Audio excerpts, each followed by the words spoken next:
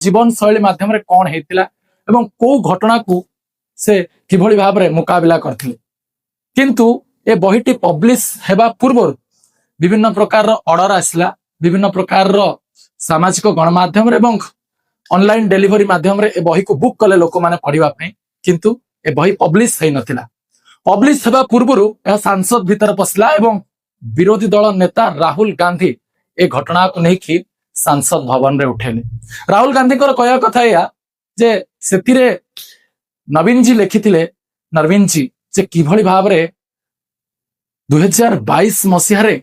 एक घटना जेतेबेले कि चीन रो सैनिक माने आसुथिले भारत को ताको मुकाबिला करिवा पई भारत किभली भाव में पदक्षेप नौथला एवं से पदक्षेप नेवा पई जो कमांड गुडी दरकार थिला, जो ऑर्डर्स मान को फॉलो करिवार थिला, जहां भारतीय सेना रो स्टेप रहिवार थिला, किभली भाव रे विलंब होथला। से सीधा सड़क भाव में यही कथा लिखिछन्ती जे गृह मंत्री अमित शाह को जेतेबेले से फोन करथिले घटना को लेकी